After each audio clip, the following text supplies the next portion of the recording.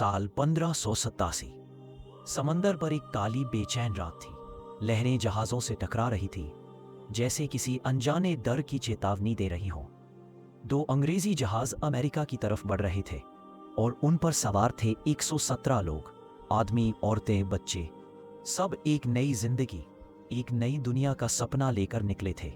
उनका नेता था गवर्नर जॉन वाइट। उसने अपनी डायरी में लिखा, शायद यही वो जमीन है जहां इंसानियत फिर से शुरू होगी। सुबह जब कोहरा थोड़ा हटा तो सामने दिखा रोआनोके आइलैंड। घने जंगल, सूखी जमीन और हवा में ऐसी खामोशी जैसे ये जगह कोई पुराना राज छुपाए बैठी हो। लोगों ने लकड़ी के घर बनाए, छोटी सी बस्ती बसाई। वाइट की बेटी एलेनोर डेयर ने एक बच्ची को जन्म दिया, वर्जीनिया डेयर, अमेरिका में पैदा होने वाली पहली अंग्रेज बच्ची। कुछ वक्त तक सब अच्छा चला।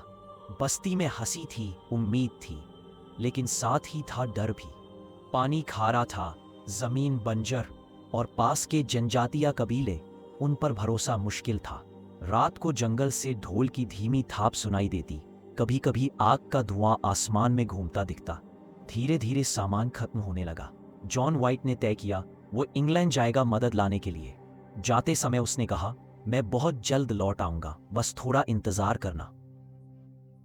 लेकिन किस्मत को उसका वादा मंजूर नहीं था। यूरोप में स्पेनिश आर्माडा का युद्ध छिड़ गया। हर जहाज को आदेश मिला, पहले देश की रक्षा करो। दिन बीते, महीने गुजरे और वो 3 साल में बदल गए। 3 साल तक रोआनोके उस शख्स का इंतजार करता रहा जो कहकर गया था, मैं लौटूंगा। 1590 में जब जॉन वाइट वापस पहुंचा तो उसने जो देखा, उसने इतिहास बदल दिया।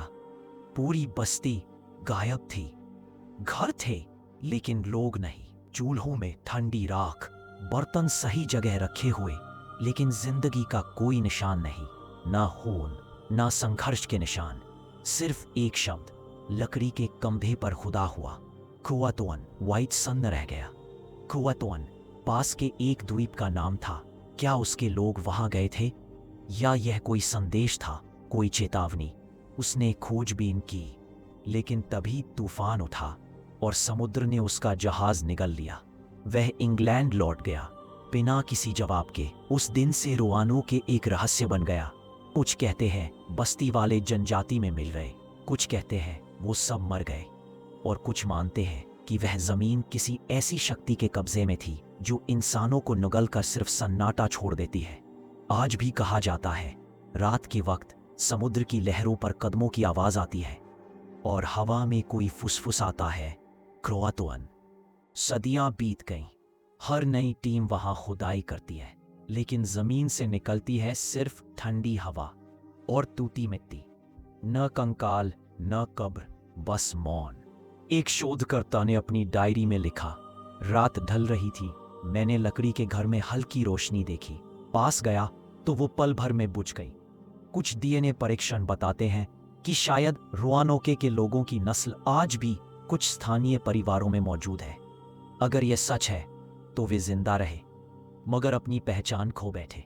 हर साल वहां लॉस्ट कॉलोनी फेस्टिवल मनाया जाता है। लोग उस कहानी को फिर से जीते हैं।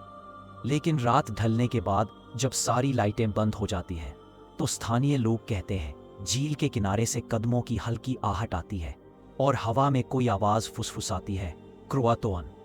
पुरातत्वविद कहते हैं अगर हम जमीन को थोड़ा और गहराई से खोदें तो जवाब मिल जाए, लेकिन शायद यह रहस्य जवाबों के लिए नहीं। कुछ कहानियां खत्म नहीं होती, वे बस इंतजार करती हैं दोबारा सुनाई जाने का। रोआनोके भी ऐसी ही एक कहानी है, जहां बस्ती तो मिट गई मगर उसका राज आज भी जिंदा है।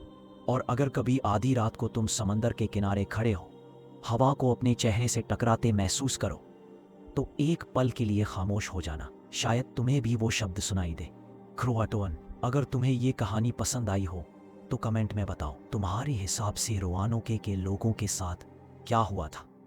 और अगर तुम भी ऐसी सच्ची मगर रहस्यमयी कहानियां देखना चाहते हो तो चैनल को सब्सक्राइब करो, क्योंकि अगली कहानी इससे भी ज्यादा सच्ची, डरावनी और हैरान कर देने वाली होगी।